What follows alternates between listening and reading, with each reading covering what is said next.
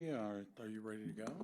Yes, I am. Good morning, everyone. It is now 11:03 a.m. Calling the roll for the Monday, June 17th Board of Control meeting. We have Nan Baker, Dale Miller, Khalil Sarin serving as an alternate for Dan Brady, Mike Dever, Dennis Kennedy serving as an alternate for Armin Budish, Here. Lenora Lockett.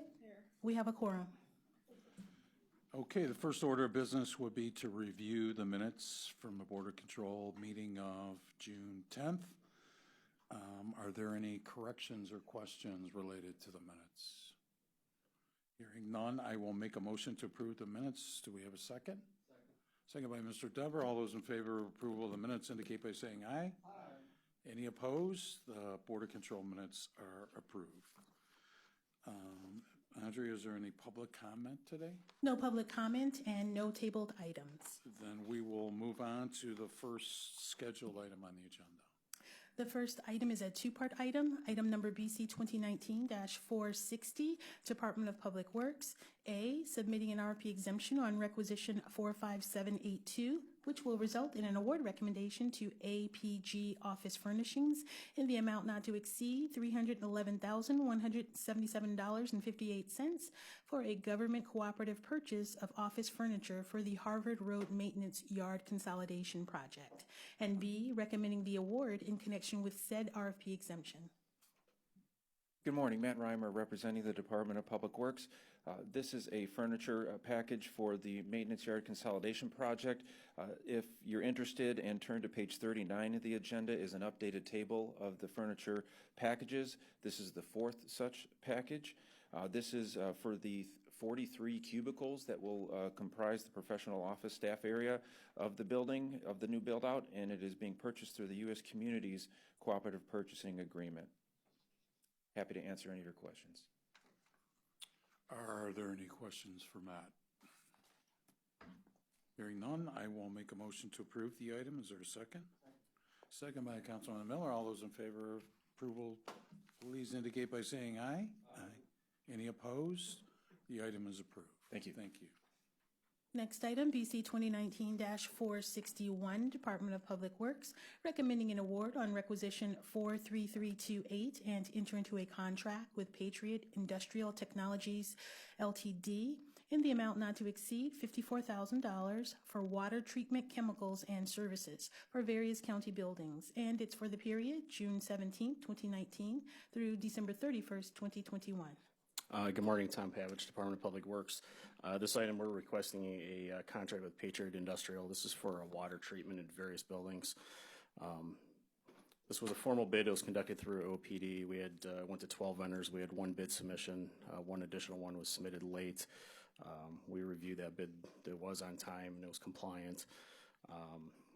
The contract itself, it's not for drinking water. This is for the building internal piping water, not drinking water. So the water that goes through the boilers and all the actual systems, prevents any type of coral buildup, Legionnaires, anything of that sort. That water has to be treated on a regular basis, and that's what this contract entails. It's a not to exceed dollar amount.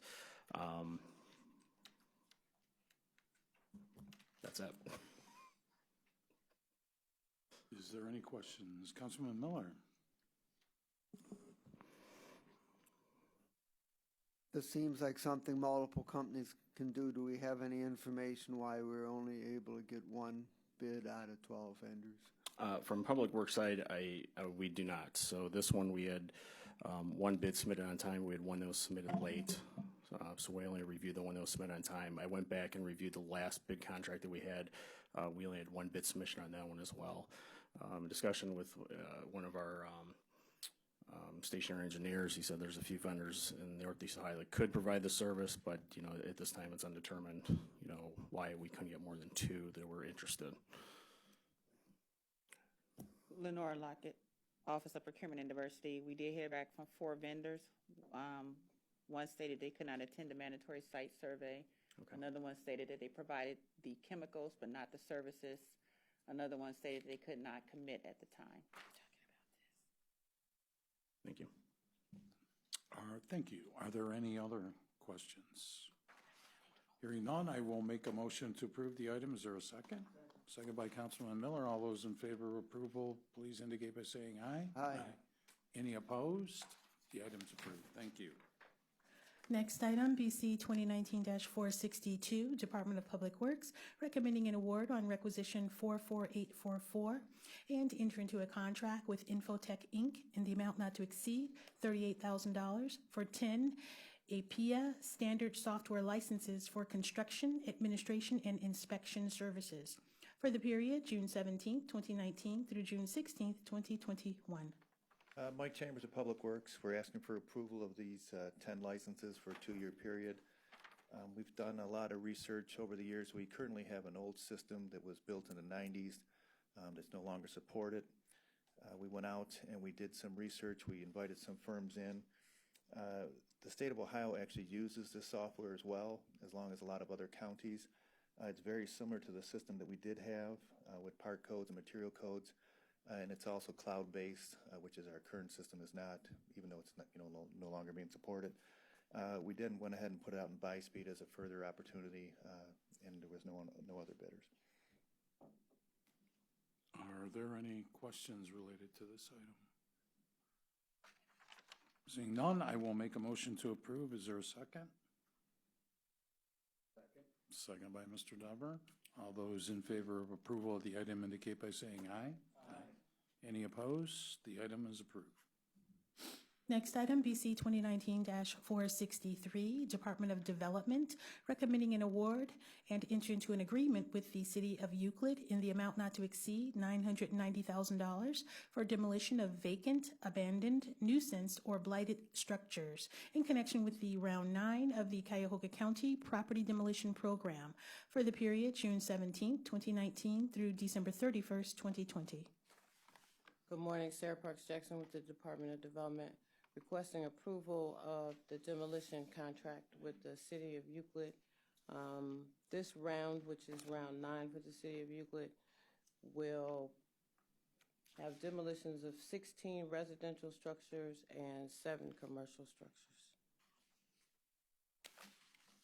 Are there any questions related to this item? Yes. Councilman Miller. In addition to what's here, how much more in demolition work do you think there is in the pipeline between now and the end of 2019? It looks like we have 8 more round 9 contracts. 1 or 2 may be processed already and the other ones are coming, but that would be it. And how much money would that involve?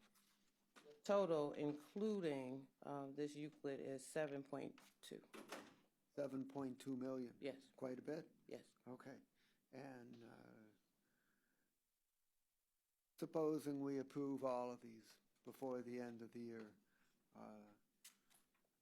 how much will that bring our total commitment for out of the 50 million that was the original undertaking? 40 million. 40, so we would 40 have million. 10 million left. Right. Okay. Thanks for the information. Any other questions related to this? Hearing none, I will make a motion to approve the item. Is there a second? Second. Second by Councilman Miller. All those in favor of approval indicate by saying aye. Aye. Any opposed? The item is approved. Thanks, Sarah. Item BC 2019-464, Department of Development, recommending a sole source award on requisition 45820 and enter into a contract with Travis Systems, Inc. in the amount not to exceed $5,500 for upgrade and maintenance services on One Roof Housing Management Software, and is for the period July 1st, 2019 through June 30th, 2020. Sarah Parks Jackson for the Department of Development. This contract is for upgrade and maintenance of the One Roof system that is used in our office for the homeowner rehabilitation loans that we offer and service. And the contractor is going to provide us with new upgraded software. And then we're doing a maintenance contract only for 1 year, which gives us the opportunity to do 2 things: see how this system will interact with ERP when it's introduced, and also to give us the opportunity to look and see if there's other software available. Thank you. Any questions related to this item? Hearing none, I will make a motion to approve the item. Is there a second? Second. Second by Councilman Miller. All those in favor of approval indicate by saying aye. Aye. Any opposed? The item is approved. Thank you. Thanks. BC 2019-465, Department of Information Technology, on behalf of the Department of Law, submitting an amendment to a contract with Everlaw, Inc. for cloud-based EDiscovery software services for the period March 4th, 2019 through May 31st, 2019, to extend the time period to June 30th, 2020, and for additional funds in the amount not to exceed $100,000. Morning, Greg Huth with the Law Department. This is an e-discovery software that we contracted for a few months ago, the total amount of about $20,000 at that time. We do need to extend the contract for similar services, but it's related to a matter that's now been sealed by the court. So I'm not going to be able to get into any details about the matter itself or what the matter may be related to, but I do want to answer some of the questions that you put forward in an email earlier today. It is cloud-based, so we do get charged by the amount of data that we have on their server at any given time. I don't exactly know the rate, but it's per kilobyte or whatever they call it. And it's also based on time, so it's however long it sits on their server. This is quite a bit of an extension, I acknowledge, but because we're getting into an area that, frankly, we don't know how much information we're going to need to be storing or how long it's going to need to be there. So we've gone with what I think is kind of a worst-case scenario, giving us to the end of June of next year for about $100,000. So I hope that answers the questions. I just ask for your approval. Are there any questions on this item? Councilman Miller. Just a comment, because of the situation that it involves, I support this item, but just want to put out there that I think when this particular authorization is finished, that if there needs to be more, that it should go out for bid. Understood. Yeah, we're actually, to the councilman, we're actually looking at doing that because we need this service in our office. So we're going to be looking for that, probably try to include it in our budget for the next biennium. So. Just for clarification, this is only software and maintenance, no employee extra costs, and no outside services brought in, no personnel. No, correct, Councilman, unless there's like a problem with the software. Okay. It's like if it would crash or something, then their personnel would step up, but it'd be under this authorization. But there would be no hiring of anyone in case it became an issue where our personnel could no longer manage the work that we're asked to comply with. This that's correct. $100,000 does not include any of that kind of That's correct. labor. That's correct, yes. Any other questions? Hearing none, I will make a motion to approve the item. Is there a second? Second by Mr. Dever. All those in favor of approval indicate by saying aye. Aye. Any opposed? The item is approved. Thank you. Next item, item BC 2019-466, Department of Information Technology, submitting various amendments to a contract with Infor Public Sector, Inc. for information technology services and solutions for the Enterprise Resource Planning System, and is for the period October 27, 2016 through October 26, 2021, to modify the scope of services effective June 17, 2019. No additional funds required. And the various scope modifications are Amendment number 28 to build an interface between FN and Thomson Reuters MVP. Amendment number 30 adding 10 workforce management reports, interfaces, conversions, and extensions, also known as RICE items, which are reporting tools. Amendment number 32, adding accounts payable, Simpro, inbound, and F-Check Health and Human Services expense payments interfaces to Lawson as reports, interfaces, conversions, and extensions, also known as RICE items, reporting tools. Amendment number 34, change to Human Resources Service Delivery Deliverables payment schedule. Amendment number 35, reprogram the supply chain, procurement, and finance forms relating to on-base document management and document image. Amendment number 36, conduct an IPA training workshop. Amendment number 37, to add additional post-production support services relating to knowledge base and case management software modules. Janelle Green, Department of IT. First, thank you, Andrea, for reading all of that. To address some questions that we received on these items. One of the questions was, will this cause a delay? So when you go through the individual change orders that are related to this amendment, 28, 30, 32, 34, 35 would cause delays to the project as we know it right now. So if those don't go through, there will be some issues with moving the project along. And another question we had, are there other aspects of the ERP project that will not be funded because of this modification? Currently, no. These funds, if there's a contract value added to those items, those comes out of the 99 fund, which are unallocated funds from this contract. So originally it was approved for $605,000. So there's various dollar assignments to each of these amendments. So no additional funds to the budget would be assessed with these items. Excuse me. The final question we received was, why are the IPA training workshops a capital expense instead of an operating expense? Now, I've been working with the internal audit team and OBM to determine which of these costs would be capital or versus operational. And it was determined thus far that any of the items that are, excuse me, that are for training internal staff in order to be able to implement the system would not be operational. It would be a capitalizable expense. Are there any questions? Councilman Miller? First, I want to say that I definitely support this item because we need to move the ERP project along and keep it on its current schedule for completion very early in the first quarter of 2020. My question is that I know there's another change order that's going to be required that relates to the things needed because of the delay that's taking place in the major financial components that are going to go live in December. Right. And my question is whether the county and Infor have reached an agreement on that change order, or whether that's still under negotiation. From what I understand, that is still under negotiation at this time. But there are other change orders that will come in between that one, these and that one as well. And how much time do we feel is needed to come to an agreement on that change order? To do is bring up the ERP project director, Jack Ryan, to answer that question because I haven't been involved in those conversations. Thank you, Janelle.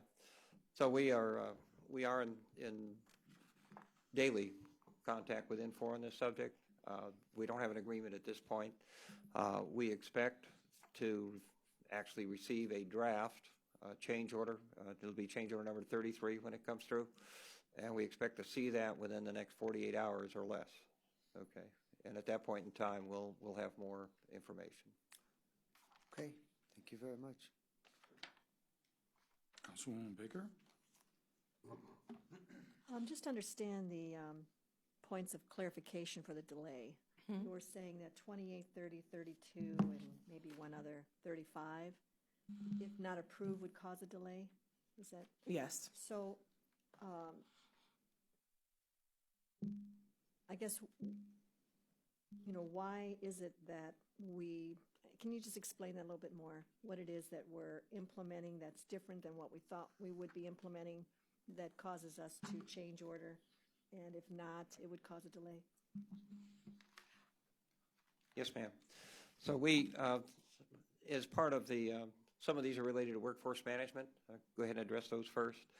Workforce management, as you know, is one of the most complex pieces that we have to do. Right. And as a result of going through the design and testing phases for workforce management, we've discovered some additional functionality that needs to be enhanced, I guess is the best word, or customized to meet our county's needs. So most of the workforce management things are related to that.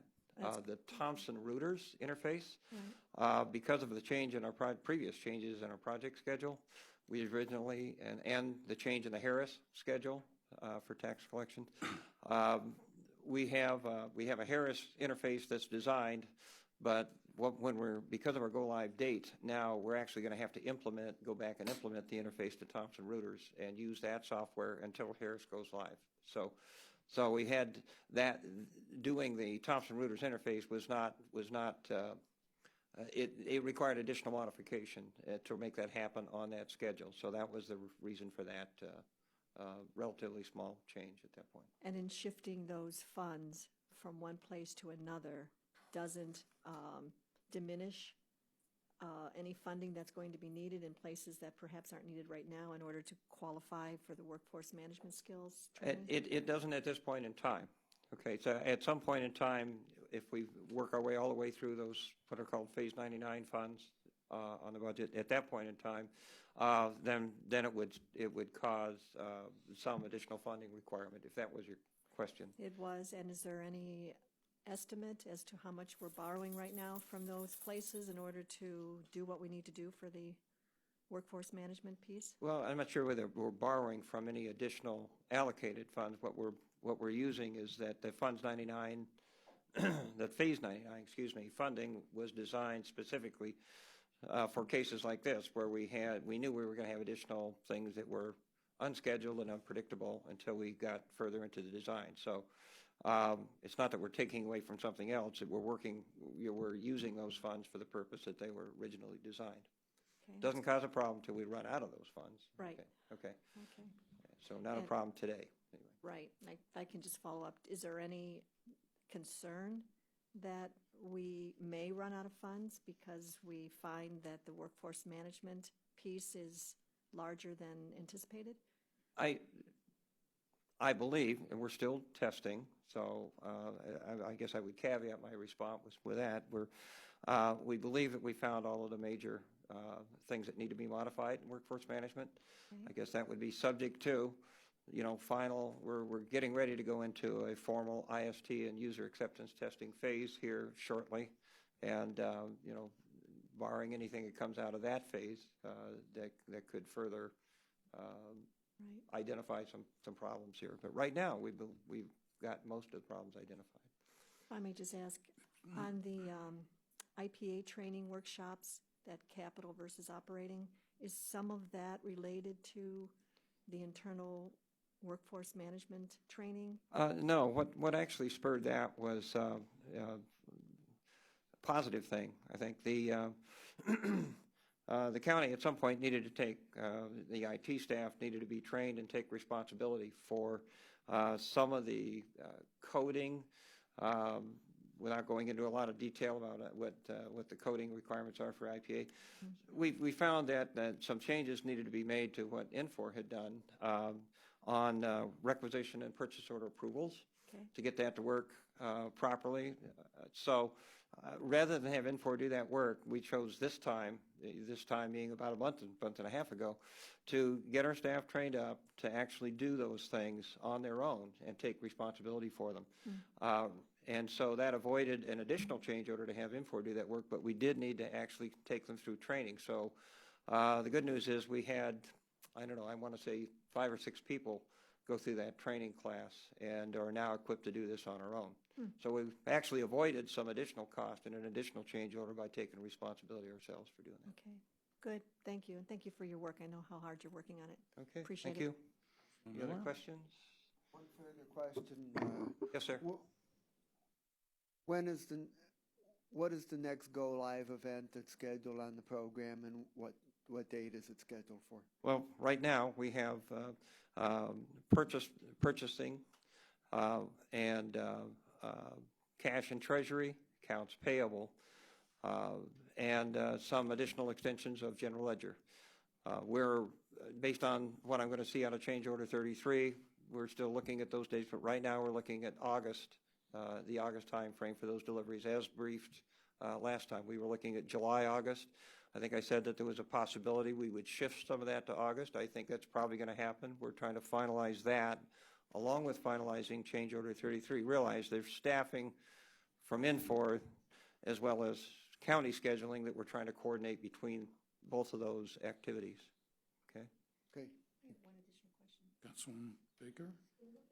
In looking at these dates, why is it that this contract is for 10/26/2021 when that well exceeds when we hope to have this completed?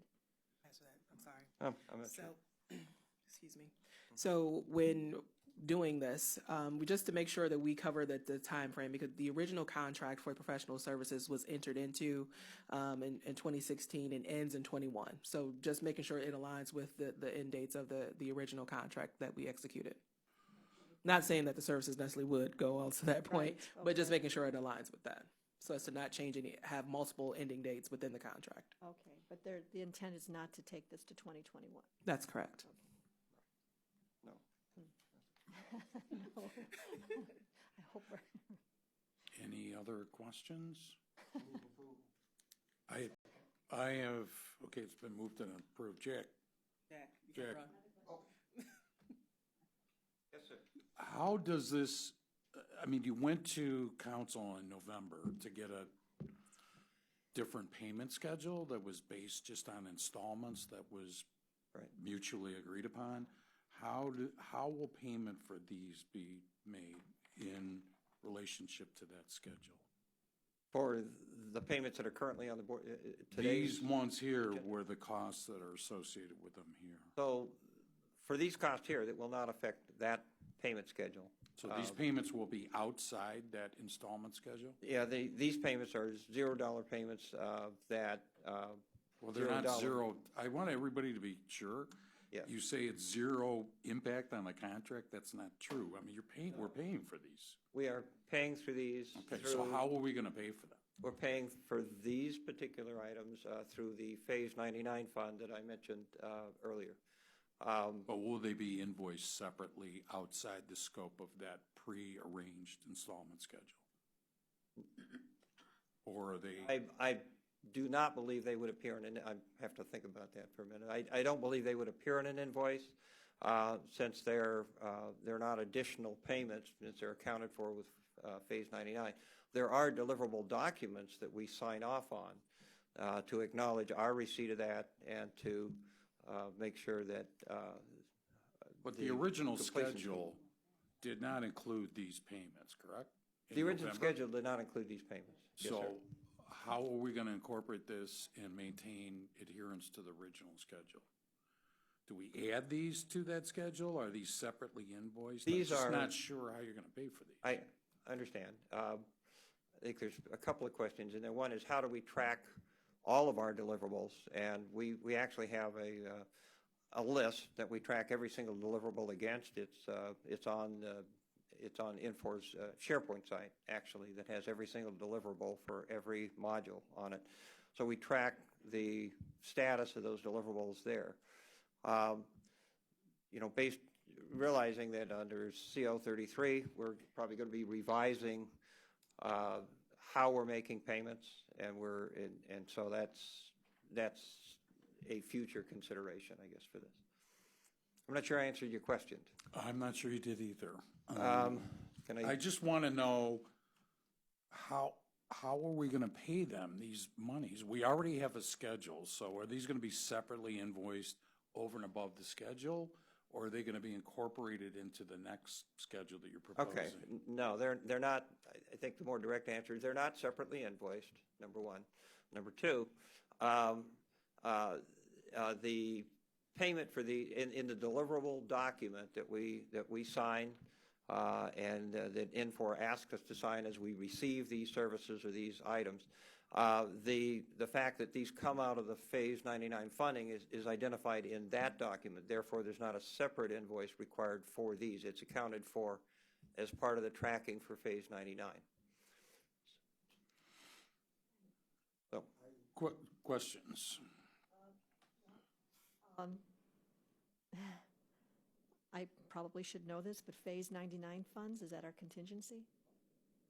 no. No, so what is Phase 99 funds? Phase 99 funds were set aside for these incremental changes that we knew were going to occur and that are basically unscheduled, and you don't discover them until you do testing, for example. So that's what the Phase 99 funds were originally set aside for. That begs the question, how much is in our Phase 99 fund? We do have an accounting that we can send out separately from what was used in the the 99 funds for this. So again, just to restate that the 99 funds were funds allocated in the original contract, the original $9 million contract with N4 for things like this. So when we have these funds versus the other ones that I report on in the Finance Committee, whenever we do our reports. So those are the unallocated funds for the project. This is something that's baked into the contract already. So, and what Jack was saying is that those, those funds should be factored into our payment schedule that we already have in place with N4 thus far.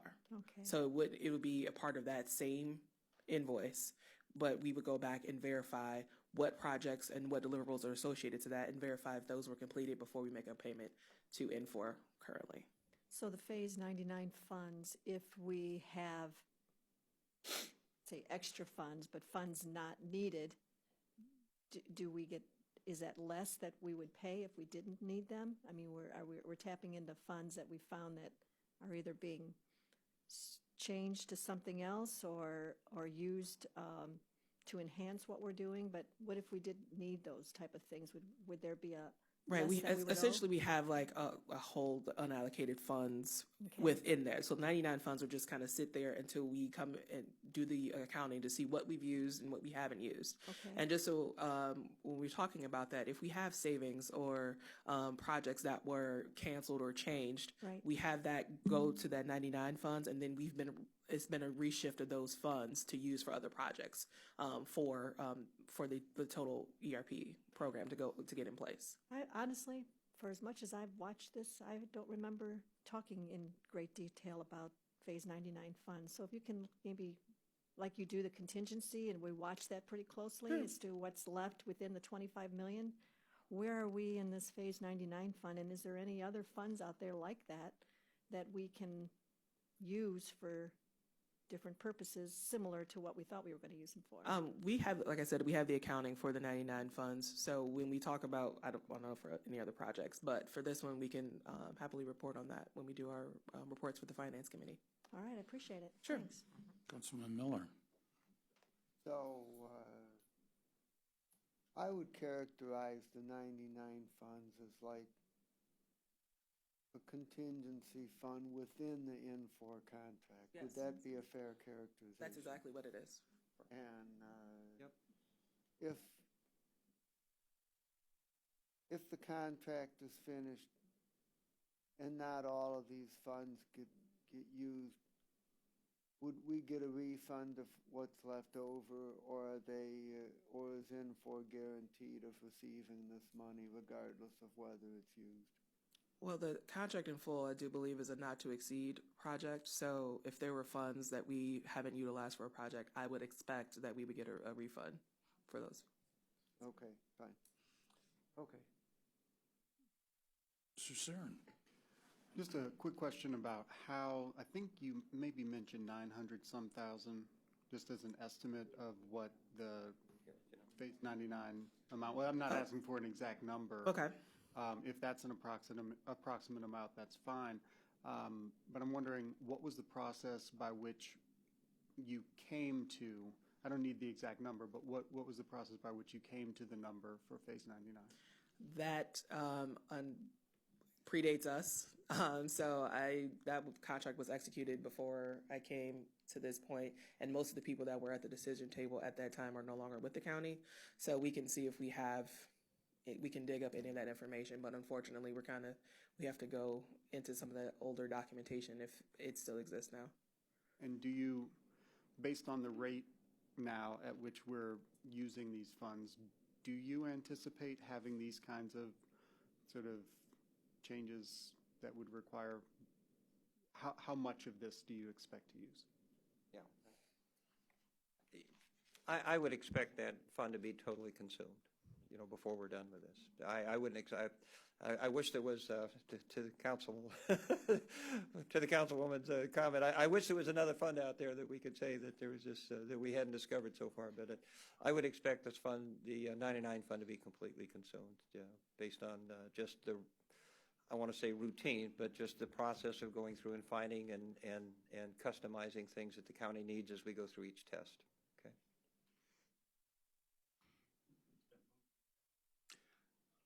Oh, I thought you had a question. Okay, are there any other questions? The item has been moved and seconded, so I would ask that all those in favor of approval indicate by saying aye. Aye. Any opposed? The item is approved. Thank you. Next item, BC 2019-467, Department of Public Safety and Justice Services, recommending an award on requisition 45476 to Remotech, Inc. in the amount not to exceed $6,685, and it's for the provision of a service and maintenance training course on Andros F6A robots for the region's bomb response teams, and it's for the period June 17, 2019 through June 16, 2020, and I'd like to make an amendment. These Andros robots are not county-owned. Good morning, Mary Beth Vaughn from Public Safety. And the purpose of this contract is to have the vendor, Remotech, come up and teach the bomb robot operators how to conduct basic service on their machines. And at the same time, they're going to actually be servicing 2 of the bomb robots that are held by these teams. We thought that this was a more cost-effective approach. These bomb robots can cost about $100,000 a piece. And the advantage to this approach is it allows the bomb robots to stay locally and just be out of service for 3 days rather than having to send them away. And then they're going to be gone for a couple of weeks. Are there any questions on the robots? Councilwoman Baker. So given this is a region's bomb response team, is there a reason why it comes out of our general fund and not charged to those that either grants or federal or state or local? Yeah, unfortunately, they're not eligible for grants. It's not an eligible grant expense because it's considered sustainment. We did actually reach out to Ohio EMA and confirmed that, no, we could not use grant dollars for it. The grant dollars can be used for upgrades like they were last week, and they can be used for purchasing new equipment, but not sustainment efforts. And you may recall we do have money in our budget for community-based initiatives for public safety, and so that's what we're using this money for. If I may, and I'm not looking at the backup, but who is it that we are training? They're going to be bomb technicians from the Southeast Area Law Enforcement Group. They're known as SEAL Bomb Team, and the East Side Department Group, which is known as the EDGE Bomb Team. Okay. All right. Thank you. Mr. Dever? They're actually housed with the bomb teams in one of the communities that make up those teams.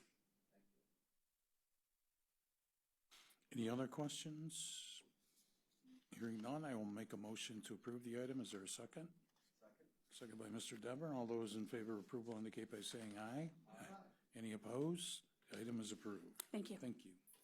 Next item, BC 2019-468, Department of Health and Human Services, Cuyahoga Job and Family Services, recommending a sole source award on requisition 45321 and enter into a contract with Enterprise Community Partners, Inc. in the amount not to exceed $368,850 to promote the Earned Income Tax Credit, Child Care Tax Credit, and provide free tax preparation assistance to low and moderate income individuals and families for the period July 1st, 2019 through June 30th, 2020. Good morning. Bob Math with the Office of Health and Human Services on behalf of Job and Family Services. We're seeking approval to enter into a new contract with Enterprise Community Partners for them to continue to serve as the lead agency in the Earned Income Tax Credit Coalition. If I can give just a little background, I think why we're doing a sole source on this. The goals of the coalition was really to help individuals become aware, make people aware of the Earned Income Tax Credit and the various credits available to them, offer free tax preparation services for these low and moderate income families, avoid tax preparation fees that often people go to these entities for, and to avoid the loan anticipation refunds.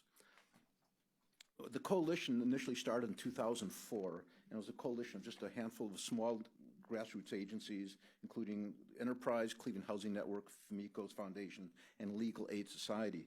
And at the time, they were providing free tax preparation for, 300-400 families. The county decided we wanted to get involved and really expand that program, so we issued a first RFP in 2004 to seeking an organization that would really serve as the kind of the lead agency in the organizing entity. And at the time, we received 4 responses. When we issued this RFP in 2004, 2 of the responses were considered non-compliant by OPD. One was Enterprise, and then a fourth one crafted a very weak response, serving a very small number of people. So we entered into a contract with Enterprise back in 2004. We reissued another RFP in 2007, and again we received 4 responses from 3 different organizations, including Enterprise. And all the other responses missed kind of the key element, which is we're seeking somebody that could serve as the organizing entity. Because already by then we already had somewhere in the neighborhood of 25 to 30 voluntary income tax assistance sites and several hundred volunteers. So we entered into a new contract based upon that RFP with Enterprise Community Partners. Then in 2011 we issued another RFP. We received no responses, and we went ahead and entered into a new contract with Enterprise. Then we issued another RFP in 2014. And once again, we received no responses other than Enterprise, and we issued a new contract with Enterprise. This year, we were contemplating issuing another RFP, but after speaking with Enterprise, we realized that there was no one else in this community after all these years that could really serve as the lead organizing entity. They pursued a sole source, which our law department reviewed, and our Office of Procurement Diversity. And under the leadership direction of Enterprise, over 13,000 residents are now getting free tax preparation services. They receive refunds in the neighborhood of $18 to $20 million annually now. And we think if we interrupted this, the progress that we've made and the momentum that the coalition's gained over the years, we think would have a significant impact, for the community. So that's why we'd like to go forward with another contract with Enterprise to continue to serve as this organizing entity to provide free tax preparation services. Thank you. Are there any questions related to this item? Councilwoman Baker. So, and this may not be a question for you, but just an explanation on the sole source.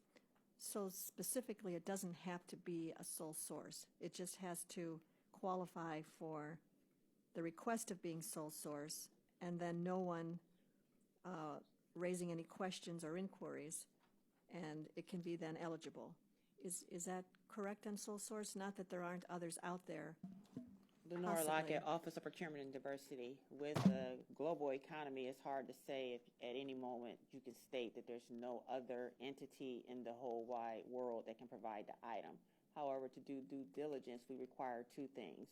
The department has to state what is the good of services that they must have to meet their needs. Mm-hmm. The vendor has to, by affidavit, state that they feel that they are the only entity that they're aware of that can provide this services. Okay. Then the extra due diligence that's required by county code is that we post that on our website so that if there are other entities that can become aware and feel that they can challenge that, they have that opportunity. Okay. That's because at any time, businesses, new products, new services, new companies can occur. That's just because an item is determined today to be a sole source. Right. If they came back with another contract for the same services a month from now, we would go through the same process because at any time, the market can change. Okay, that's great explanation. So the we're at 468. So the Enterprise Community Partners isn't sole source forever. They are sole source for this contract, and if we again go out to bid after 6/30/2020, that would be an appropriate thing to do based on, or we could go through this whole thing again saying that they have stated they're the only ones, and then we post and it's not challenged. Yes, that is correct. That's good to know. Thank you. Question. Can you explain what the $368,000 is spent for? Is it mostly staff expenses for the organization staff to provide the services? Councilman Mueller, actually, only out of that money, only $60,000 is allocated for staff, for enterprise staff. The balance are partners. They provide dollars to Cleveland Housing Network, because they provide a year-round volunteer income tax assistance site. Famicos Foundation receives an allocation. And then we have partner, Asia Services in Action is another partner that operates a year-round income tax assistance site. And then there's a lot of training for our volunteers, and some direct marketing that we used to use United Way for, and to handle all the appointment scheduling. So only $60,000 really goes to enterprise staff. And would the money that goes to the other partners be primarily for the services provided by those agency staff? It would be 100% for those agency staff. Okay. And the service, and in the space. Just to give you some sense, we are the county's largest funder of the coalition, but the coalition does bring in about $300,000 additional dollars through a grant from the IRS, a 2-year grant. They get an allocation from United Way, and they get grants from about 4 or 5 different banks in town. So directly or indirectly, most of this money is for staff expenses to provide services. Ultimately, yes. Right. Okay. Ultimately. Okay. Thank you. Just a quick question, Bob. It looks like it was $325,000 for like 6 years in a row, and then they go sole source, and now it's $368,000. That was Famicos Foundation, and one of the other partners was providing staff time as a portion of their full-time staff to work on the coalition. But as it expanded, they approached us this year. The Famicos and Age Serves in Action indicated that they couldn't commit their staff as much time as they were spending before. So this additional dollars picks up the salaries of 2 part-time staff. For enterprise? For enterprise. Okay. Mr. Sarin. In the backup, this mentions that this is an entry point for financial education and asset development. I'm wondering if you could maybe give some insight about what that means sort of operationally. One of the services that the coalition provides is financial counseling, and they work with Cleveland Financial Centers, which is a nonprofit entity in town, to provide. So as individuals apply as they work with them, they're doing their free tax preparation, they refer them for financial counseling. So when they get their refunds, hopefully they'll invest it, they'll save it, as opposed to just going out and having some additional dollars to spend on other items. So we try to provide that, make that financial commitment to them. So when they do that, is there any follow-up? Like how people actually use the money versus how they were counseled? I think Policy Matters does a lot of the evaluations of the coalition's work. I don't think there's anything really specific to say which families, how they, what they do with their refunds, down the road. We provide them that financial education, make them aware of some of the services that are out there and how to best save for, college or what have you, But the follow-up is, it's the financial counseling is always voluntary on the parts of of the individuals that receive the service. Any other questions? Hearing none, I'll make a motion for approval. Is there a second? Second by Mr. Denver. All those in favor of approval will indicate by saying aye. Aye. Opposed? The item's approved. Thank you. Thank you.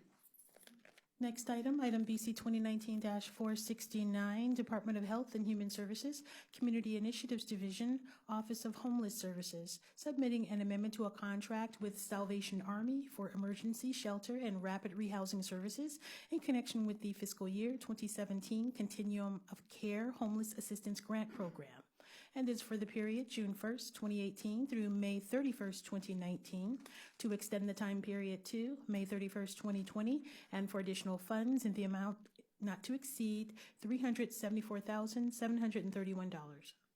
Good morning, Shari Weir, Office of Homeless Services. We are requesting approval of this amendment to extend the contract with the Salvation Army for the services they provide at the Zelma George Family Shelter. The goals of the program are to provide safe, supportive, and respectful shelter environment, to assist families to access income and housing, and to link families when they are leaving the shelter with community-based resources to help them sustain the housing as they move forward. This project received an RFP exemption last year based on the fact that the Salvation Army and the Zelma George Shelter were identified through a federal grant. Are there any questions on this item? Hearing none, I'll make a motion to approve the item. Is there a second? Second by Mr. Denver. All those in favor of approval indicate by saying aye. Aye. Any opposed? The item is approved. Thank you. The next item is a two-part item, item number BC 2019-470, Department of Health and Human Services, Office of Reentry. A, submitting an RFP exemption on requisition 45847, which will result in an award recommendation to Towards Employment, Inc. in the amount not to exceed $166,000 for job readiness and skill training, apprenticeship, job placement, and legal services to restored citizens in connection with the Innovations and Reentry Initiative Grant Program. And it's for the period July 1st, 2019 through September 30th, 2021. And B, recommending the award in connection with said RFP exemption. Good morning, Fred Bullison with the Office of Reentry. This contract is part of the Department of Justice Second Chance Act that the county received. We're looking for an RFP exemption because the federal application process does not leave enough turnaround time for us to do any kind of competitive bidding process.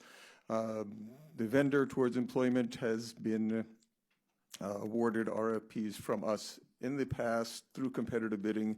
Their performance has always exceeded requirements, and these funds are coming exclusively from the Federal Department of Justice grant. Any questions on this item?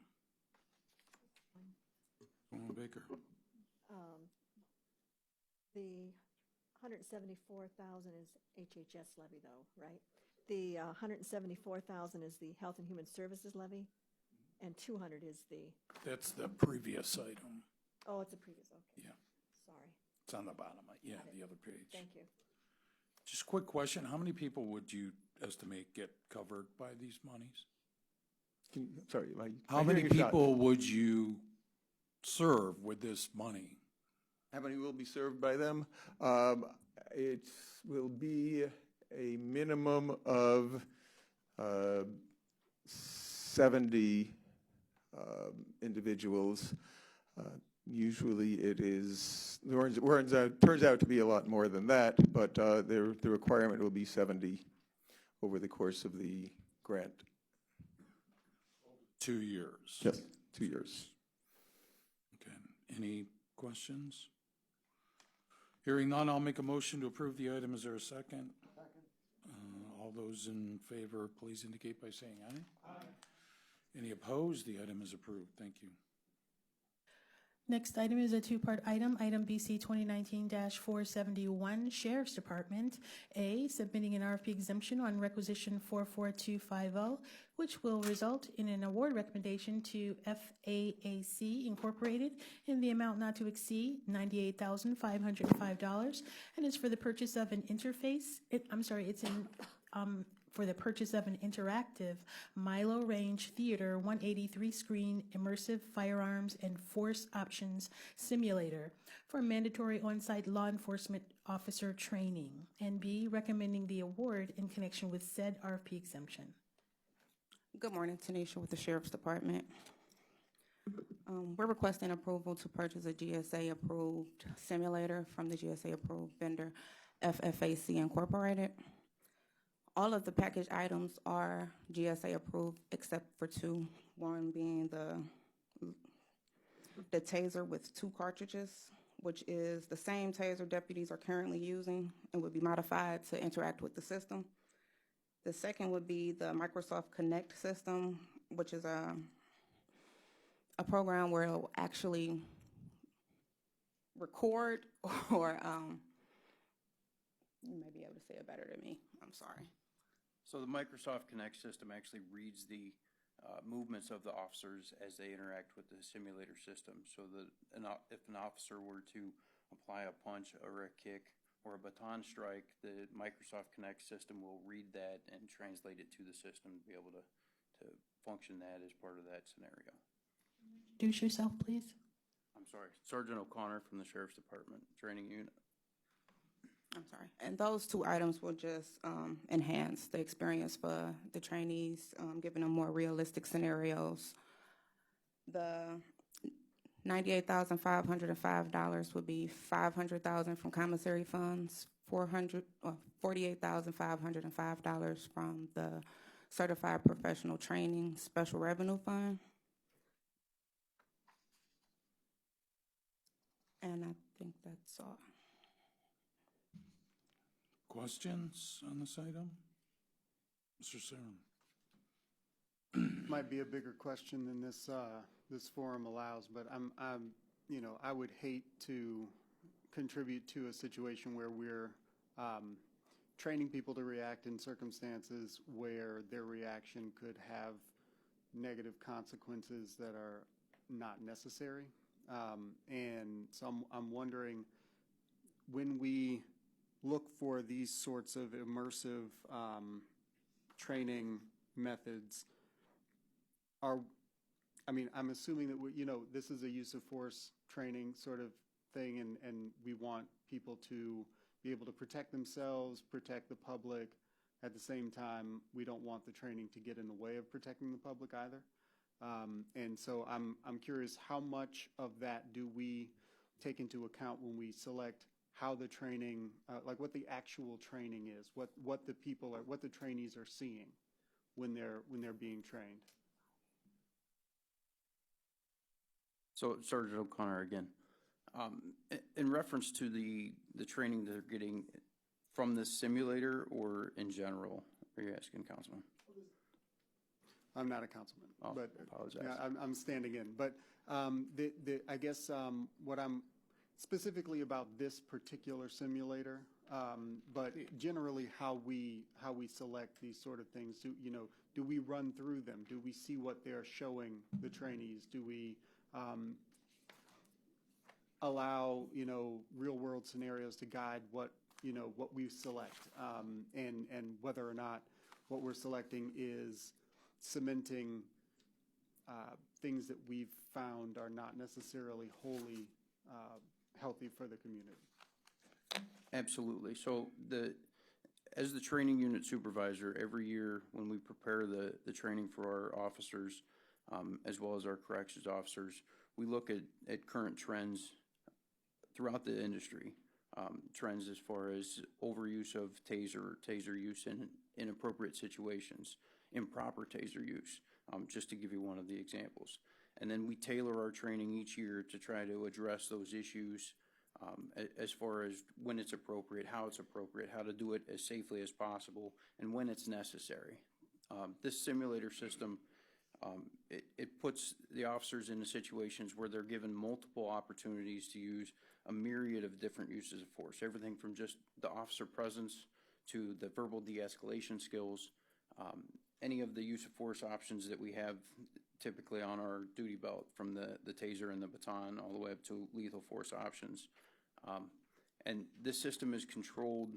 There's over 800 preloaded scenarios. This simulator has a specific option to where we can make our own scenarios. So we can take video cameras into our jail cells or into our courtrooms, and we can video scenarios based on what we're currently seeing, and then put those into this training simulator so that each of our officers is able to encounter that situation in a training environment, hopefully to give us better opportunities to apply that in a real world situation. While they're interacting with this simulator, it is being controlled by a trainer, whether that's myself or one of the other officers that works with me. And they call it branching options. If you're using good verbal de-escalation skills during a scenario, then the instructor can choose to de-escalate the person on the screen's actions based on your good verbal de-escalation skills. Whereas if the officer is not using good verbal de-escalation skills, then we can choose an option that will then increase the situation and give them an opportunity to learn from it. Does that answer your question, sir? Okay. Mr. Dubber? Currently, sir, we're looking at a location on the, I believe it's the 6th floor of the Justice Center, where Cleveland Police has been vacating, and go into there so that it's on site. One of the challenges that we encounter when it comes to our firearms training is we have to go off-site to a range, whereas this will put it in the same building and it can minimize the downtime in between training. Any other questions related to this item? Hearing none, I'll make a motion to approve the item. Is there a second? Second by Mr. Dever. All those in favor of approval indicate by saying aye. Aye. Any opposed? The item is approved. Thank you. Next item, PC 2019-472, Sheriff's Department, submitting an amendment to a contract with American Correction Association for security assessment services for the period December 17, 2018 through December 16, 2019. And at this time, I would like to amend the caption to reflect that we are also expanding the scope of services by adding an additional site visit effective June 17, 2019, and for additional funds in the amount not to exceed $12,462. Thank you, Brandy Carney, Chief of Public Safety and Justice for the county. As it was reported, this actually does not, this board approved the initial contract with the American Corrections Association back in February. This particular item in front of you does not expand that initial scope, other than allowing for a second site visit by the ACA team to come on site here in Cuyahoga County. Any questions? Councilwoman Miller?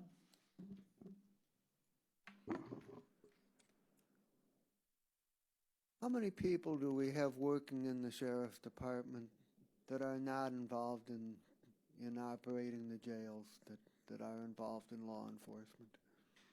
So I would have to get you those exact numbers, Councilman, but the Sheriff's Department has approximately 1,100 individuals, and more than 3/4 of that are jail staff. The law enforcement staff was around 200 individuals, but let me, I can get you those exact numbers, sir. Okay, thank you. Brandy, just a quick question, both on this and the previous item. You're using commissary funds. Can you just give us a little background on why those are eligible for use? Sure, and I did speak with the new law director, Mr. Huth, regarding these funds, not to call him out. So these funds, it's specific.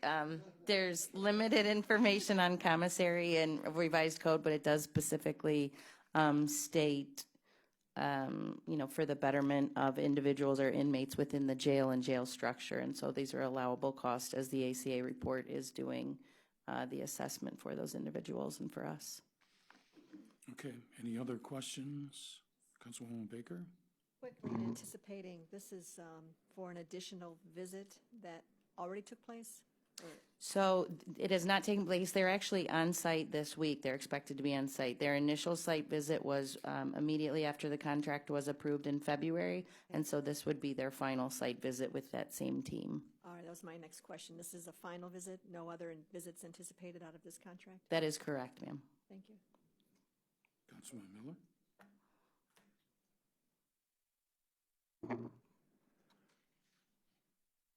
Visits by people like the ACA and the state's inspection operation can provide useful information, but in my opinion, we should rely primarily on our own internal assessment of what's going on. And my question is, what process do we have in place for accurate information on conditions in the jail to flow from the people that are on the ground in the jail up to the sheriff's office and to your office? Thank you, Councilman. Hopefully I can address that. So I agree, there's, external subject matter experts, but, you have the people that are in the jail and the experts that are on site within the sheriff's office every day. As you're aware, over the last 6 months, we've relied on people internally with the expertise as well as some of these external. What it has done, specifically to your question, is allowed everyone from myself and administration to the wardens, the jail staff, the law enforcement staff, sometimes HR and Public Works to meet regularly about any and all items regarding the jail and a path forward. And so making sure that while we might not continue to meet as, the number of, for as many hours we do regularly now, that's in place so that stays moving forward and it maintains a priority for all of us. So I'm not sure if that completely answered your question, but I would say we've all been working together over the last 6 months on these. That answers my question sufficiently for a $12,000 border control item, but it's going to deserve a larger discussion at another time and place. Understood, sir. And I can tell you that at the Public Safety Committee meeting tomorrow, there's some items on there that I will be at also. Okay. So thank you, sir. Any other questions? Hearing none, I'll make a motion to approve the item. Is there a second? Second. Second by Mr. Dever. All those in favor of approval indicate by saying aye. Aye. Any opposed? The item's approved. Thank you. Thank you, sir. Is there anything else? We're moving on to the consent agenda items, numbers BC 2019-473 through 474. Okay, if everybody will take a moment to review those items.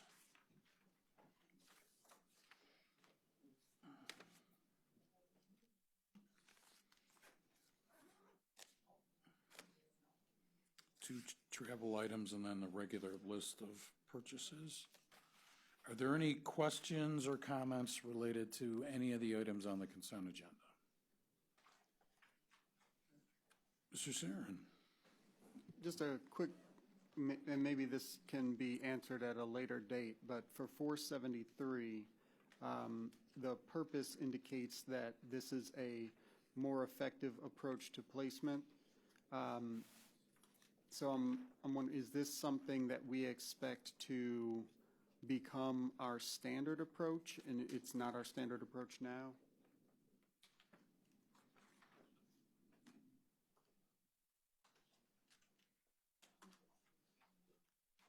Daniel Basta, Department of Health and Human Services, on behalf of Division of Children and Family Services. The team decision-making model is what Children and Family uses currently to do placements, and it's been in place for approximately a year and a half.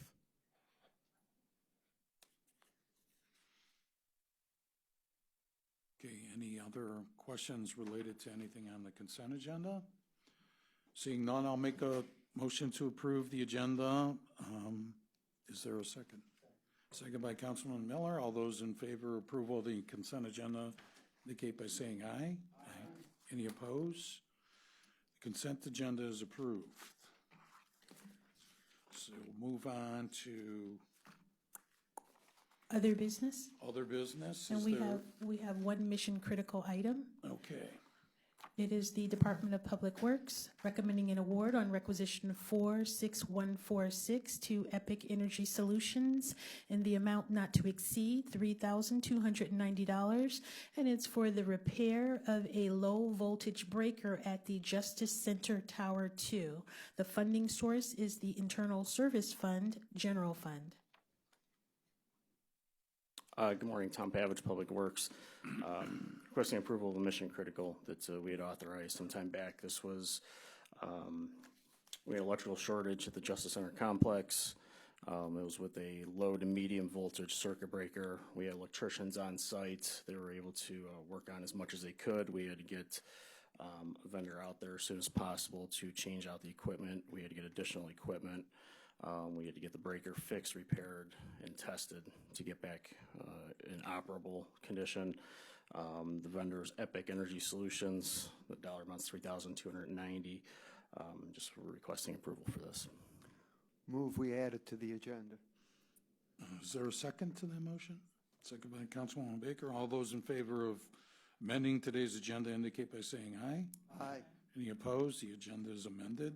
Are there any questions related to this item? Yes, what was the procurement process for the vendor? So we did mission critical, where we had a call from our electricians. This was over the weekend when this happened. So we had authorized it. We inquired who else would be able to do this, and they made multiple calls.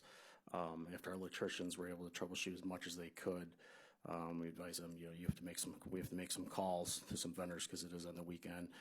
Epic was the only ones able to deploy the same day and had the capability to supply the parts and refurbish the circuit breaker that same day, or the same weekend, let's put it that way. We've worked with, I don't mean to cut you off, but we've worked with Epic in the past. They're a Northeast Ohio specialist in medium and high voltage circuitry electricians. Part of our long-term strategy is to move into some type of contract with a medium to high voltage support vendor.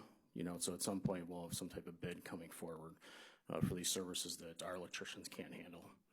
And how do we know that the price we received was reasonable? We rely on our electricians. They work with different electricians on a daily basis. That's the first thing we question is how we know we're not getting price gouged. We rely on their expertise to tell us that this is a good price. Okay. Any other questions? Councilwoman Baker.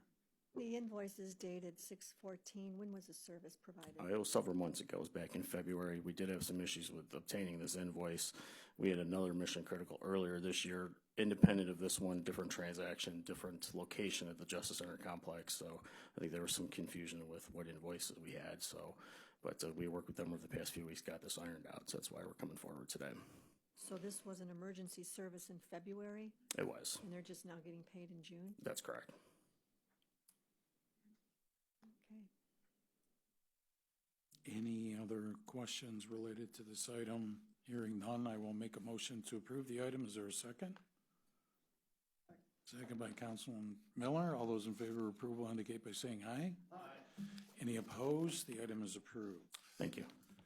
Is there any other business? No other business at this time, Any other public comment? and no public comment. Then I will make a motion to adjourn the meeting. Is there a second? Second by Mr. Denver. All those in favor of adjournment indicate by saying aye. Any opposed? We are adjourned. Thank you.